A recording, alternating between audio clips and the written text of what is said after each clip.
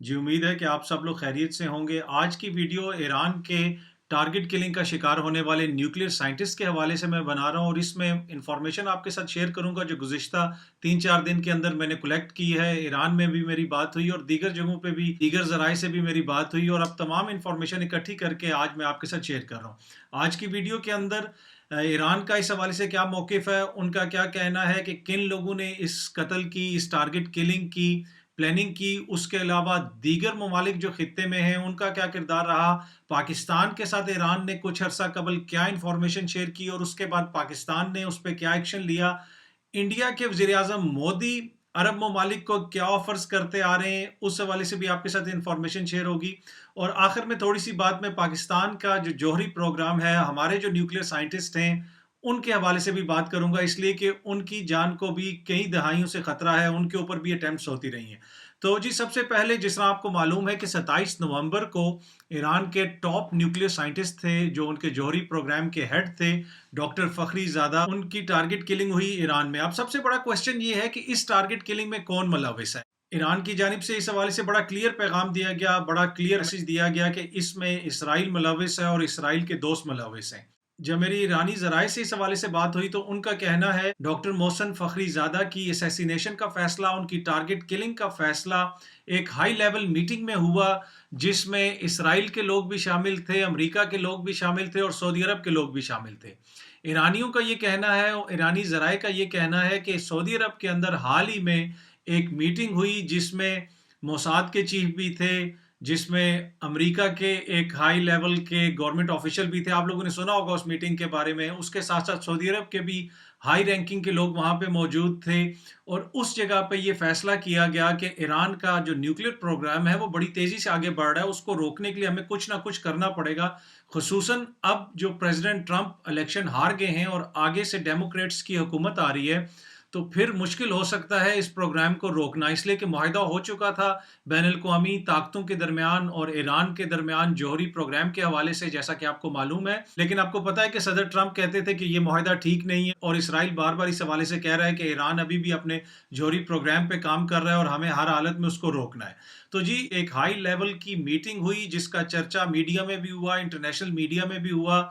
उसके अंदर Israel, America और सऊदी अरब की आला क़यादत ने बैठ के ये फैसला किया और इस टारगेट किलिंग की फाइनल क्लियरेंस दी गई। ईरानी ज़राए के मुताबिक ये पहला मौका नहीं है जहां पे अमेरिका, इसराइल और सऊदी अरब ने मिल के किसी ऐसे मिशन के हवाले से गुफ्तगू की हो, सलाह मशवरा किया हो जिसके अंदर किसी टॉप हाई रैंकिंग ईरानी ऑफिशियल को निशाना बनाया गया। ईरानी ज़राए के मुताबिक गुज़िश्ता बरस दिसंबर में भी सऊदी अरब की आला क़यादत, अमेरिका की आला क़यादत और इसराइल की आला क़यादत के दरमियान एक ऑनलाइन मीटिंग हुई, एक टेलीफोन पे गुफ्तगू हुई। उस मीटिंग के अंदर जनरल कासिम सुलेमानी की असैसिनेशन का फैसला किया गया और उसके बाद फिर जनरल कासिम सुलेमानी को निशाना बनाया गया इराक के अंदर। इस दफा भी ऐसा ही हुआ। डॉक्टर मोहसिन फ़खरीज़ादा की टारगेट किलिंग से पहले इसराइल, अमेरिका और सऊदी अरब के दरमियान इस हवाले से गुफ्तगू शनीद हुई, इस हवाले से मुज़ाकरात हुए, इस हवाले से एक दूसरे के साथ कंसल्ट किया गया और उसके बाद ये फैसला किया गया। और डॉक्टर मोहसिन फ़खरीज़ादा की टारगेट किलिंग में एक फैक्टर सदर ट्रंप का इलेक्शन हार जाना भी है।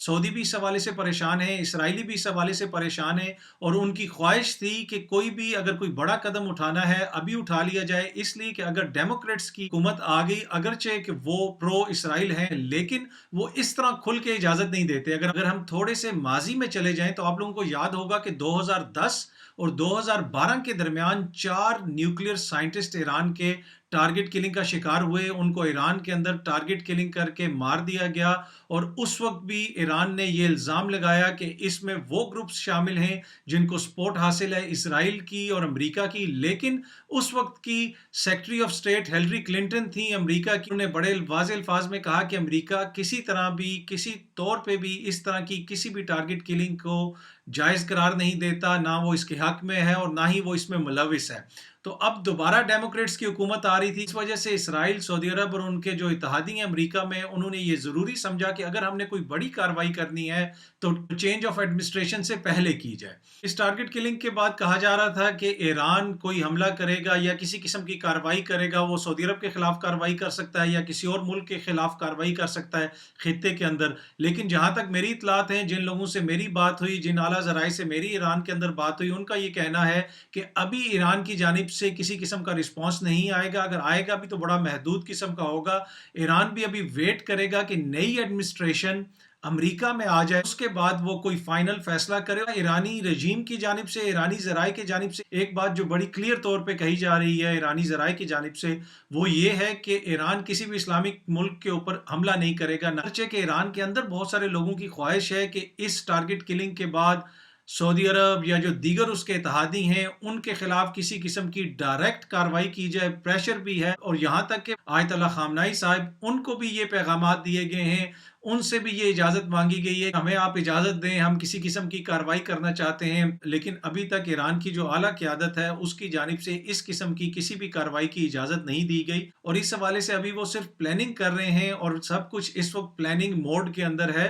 فائنل کارروائی کیا ہوگی اس حوالے سے ابھی تک کوئی حتمی فیصلہ نہیں کیا گیا۔ انتہائی اہم چیز یہ ہے کہ ایران کو بھی اس حوالے سے انفارمیشن مل چکی تھی کہ ان کے ملک کے اندر کوئی بڑی کارروائی ہو سکتی ہے۔ خطے کے کچھ ملک خصوصاً اسرائیل اور اس کے اتحادی وہ اس قسم کی پلاننگ کر رہے ہیں کہ ایران کے اندر کسی کی ٹارگٹ کلنگ ہو سکتی ہے۔ گروپس کے ساتھ مختلف ممالک کی خفیہ ایجنسیاں رابطے میں ہیں اور وہ ایران کے اندر کوئی کارروائی کروانا چاہتے ہیں۔ اس حوالے سے جب ایران کو کوئی انفارمیشن ملی تو ایران کے وزیر خارجہ جواد ظریف صاحب پاکستان آئے، نومبر کے مہینے میں ہی وہ پاکستان آئے، اور انہوں نے کچھ انفارمیشن ہماری اعلیٰ قیادت سے شیئر کی۔ اس کو سامنے رکھتے ہوئے پاکستان نے ایک جگہ پہ آپریشن کیا، کارروائی کی، جس کے نتیجے میں ایران کو مطلوب ملا عمر نامی ایک شخص اپنے بیٹوں سمیت تربت کے علاقے میں مارا گیا۔ اس کا مقابلہ ہوا ہماری سیکیورٹی فورسز کے ساتھ، وہ اپنی گاڑی پہ جا رہا تھا، ہماری سیکیورٹی فورسز نے جب اس کو روکنے کی کوشش کی تو وہ رکا نہیں، فائرنگ کا تبادلہ ہوا جس میں وہ مارا گیا۔ جو پاکستان کی فورسز نے کارروائی کی، جس طرح میں نے پہلے بھی بتایا، وہ اس انفارمیشن کا نتیجہ تھا جو جواد ظریف صاحب نے ہمارے ساتھ شیئر کی، ہماری حکومت کے ساتھ شیئر کی، اداروں کے ساتھ شیئر کی۔ ایرانی حکومت کے پاس اس طرح کی اطلاعات تھیں کہ مختلف یہ جو گروپس ہیں جو ایران کے اندر گڑبڑ کرواتے ہیں، مختلف ایریاز میں وہ چھپے ہوئے ہیں، ان کے ساتھ کچھ عرب ممالک کی ایجنسیاں اور اسرائیل کی خفیہ ایجنسی رابطے میں ہے، اور وہ کوشش کر رہے ہیں کہ کوئی بڑی کارروائی کریں ایران کے اندر۔ تو جس طرح میں نے پہلے بتایا، جواد ظریف صاحب نومبر میں ہی آئے تھے پاکستان، اور انہوں نے پاکستان کے ساتھ یہ انفارمیشن شیئر کی۔ اس کے بعد 22 نومبر کو جو میٹنگ ہوئی اسرائیلی، سعودی اور امریکی حکام کے درمیان، اس میں یہ حتمی فیصلہ کیا گیا کہ ڈاکٹر فخری زادہ کے خلاف کارروائی کی جائے گی، ان کی ٹارگٹ کلنگ کی جائے گی۔ یہ موقف ہے ایرانی ذرائع کا۔ اب آپ لوگوں نے حال ہی میں دیکھا ہوگا کہ عرب ممالک کو بڑی جلدی ہے کہ وہ اسرائیل کو تسلیم کریں۔ یو اے ای نے بھی تسلیم کر لیا ہے، بحرین نے بھی تسلیم کر لیا ہے، سعودی عرب کی بھی خواہش ہے کہ وہ جلدی سے اسرائیل کو تسلیم کرے۔ اس حوالے سے وہ اپنے اتحادیوں پہ بھی پریشر ڈال رہا ہے، لیکن ان کو اتنی جلدی کیا ہے کہ وہ کیوں اسرائیل کو جلدی سے تسلیم کرنا چاہتے ہیں؟ ہم نے دیکھا کہ اس طرح کی ویڈیوز آئیں کہ یو اے ای کی مارکیٹس میں اسرائیل کے پھل آ گئے ہیں، اسرائیل کی سبزیاں آ گئی ہیں، دیگر چیزیں یو اے ای کی مارکیٹ میں بک رہی ہیں اسرائیل کی۔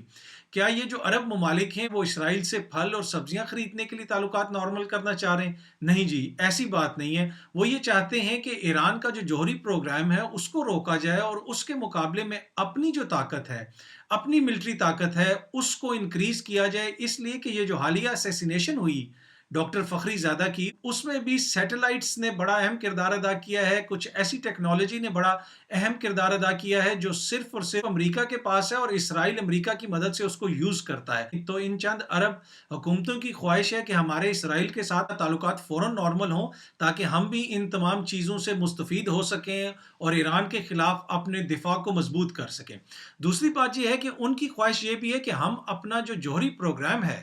اس کو کسی طریقے سے لانچ کریں۔ اس حوالے سے میں آپ کو بہت اہم انفارمیشن دینا چاہتا ہوں کہ آپ لوگوں نے دیکھا ہوگا کہ حالیہ برسوں میں پرائم منسٹر مودی جو ہیں، بھارت کے پرائم منسٹر، ان کو عربیوں نے بڑے میڈل دیے، بڑا ان کا زبردست استقبال کیا گیا۔ جب وہ عرب ممالک کا انہوں نے دورہ کیا، وہاں پہ ان کو بڑے اعزازات دیے گئے۔ اس کی کیا وجہ ہے؟ اس کی ایک اہم وجہ یہ ہے کہ انڈیا نے خفیہ طور پہ سعودی عرب کو یہ آفر کی کہ ہم آپ کی مدد کر سکتے ہیں جوہری پروگرام میں، اگر آپ اپنا پروگرام لانچ کرنا چاہتے ہیں تو ہم آپ کی مدد کر سکتے ہیں۔ اس کے لیے obviously آپ کو ایک قیمت ادا کرنی پڑے گی، آپ ہمیں ڈالرز دیں، آپ ہمیں پیٹرول دیں، جو بھی تفصیلات ہیں وہ اس حوالے سے ہم طے کر لیں گے، لیکن ہم آپ کی مدد کر سکتے ہیں۔ اس کے لیے ضروری ہے کہ آپ یعنی سعودی عرب، آپ امریکہ سے اجازت لے لیں، آپ امریکہ سے اجازت لے لیں تو ہم آپ کی مدد کر سکتے ہیں، اور ایران کے مقابلے میں بہترین جوہری پروگرام آپ کا کھڑا کر سکتے ہیں۔ اسی وجہ سے جب ایران تک یہ خبر پہنچی تو آپ کو یاد ہوگا کہ کچھ عرصہ قبل ایران نے چابہار سے انڈیا کو علیحدہ کر دیا۔ تو اس میں ایک امپورٹنٹ فیکٹر یہ بھی تھا کہ ایران کو اس حوالے سے تحفظات تھے کہ انڈیا جس قسم کی آفرز کر رہا ہے عرب ممالک کو،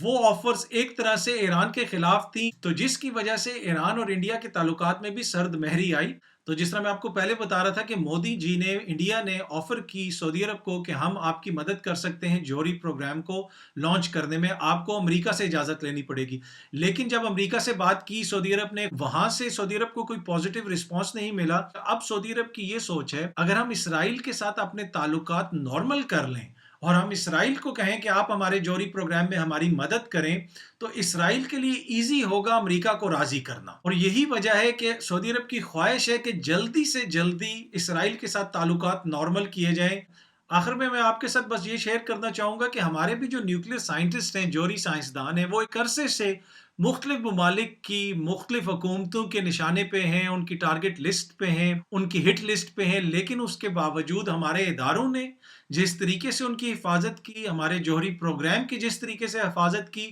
وہ ہم سب کے لیے، سب پاکستانیوں کے لیے یقیناً ایک فخر کی بات ہے۔ شکریہ۔